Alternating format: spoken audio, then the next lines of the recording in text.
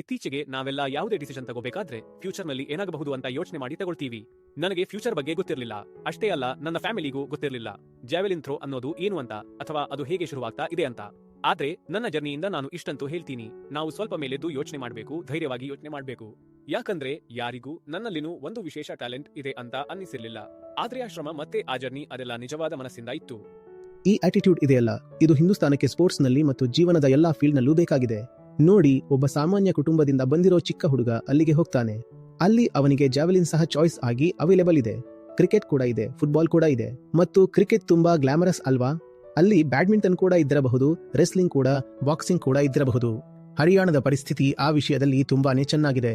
ಈ ಎಲ್ಲ ಆಪ್ಷನ್ಸ್ ಅವನಿಗೆ ಅವೈಲೇಬಲ್ ಇವೆ. ಆದ್ರೆ ಅವನು ಹೇಳ್ತಾನೆ, ನನಗೆ ಗೊತ್ತಿಲ್ಲ ಈ ವಿಷಯ ನನ್ನನ್ನ ಯಾಕೆ ಸೆಳೆತಿದೆ ಅಂತ. ಆದ್ರೆ ಅದು ಕರೀತಿದ್ರೆ ಕನಿಷ್ಠ ಭಯಪಟ್ಟಂತೂ ನಿಲ್ಲಲ್ಲ, ಖಂಡಿತ ನಿಲ್ಲಲ್ಲ. ಮತ್ತು ಇದಕ್ಕೆ ಎಷ್ಟು ಶ್ರಮ ಕೊಡಬೇಕೋ ಅಷ್ಟನ್ನು ನಾನು ಕೊಡ್ತೀನಿ. ಹಿಂದೂಸ್ತಾನಕ್ಕೆ ಈ ರೀತಿಯ ಆಟಿಟ್ಯೂಡ್ ನಮಗೆ ಸೈನ್ಸ್ ನಲ್ಲಿನೂ ಬೇಕು, ಆರ್ಟ್ಸ್ ನಲ್ಲಿನೂ ಬೇಕು, ಪಾಲಿಟಿಕ್ಸ್ ನಲ್ಲಿನೂ ಬೇಕು, ಎಂಟರ್ಪ್ರೆನ್ಯೂರ್ಶಿಪ್ ನಲ್ಲಿನೂ ಬೇಕು. ನೀವು ಮಾಡ್ತಿರೋ ಈ ಕೆಲಸ ಇದೆಯಲ್ಲ, ಇದು ಕೂಡ ಒಂದು ರೀತಿಯ ಎಂಟರ್ಪ್ರೆನ್ಯೂರ್ಶಿಪ್.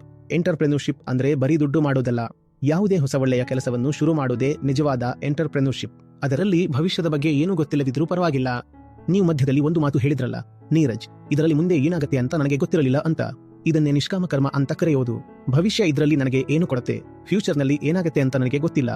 ಆದ್ರೆ ನನಗೆ ಇಷ್ಟಂತೂ ಗೊತ್ತು, ಈ ಕೆಲಸ ಈಗ ನನಗೆ ಸರಿ ಅನಿಸ್ತಿದೆ, ಹಾಗಾಗಿ ನಾನು ಇದನ್ನ ಮಾಡಲೇಬೇಕು.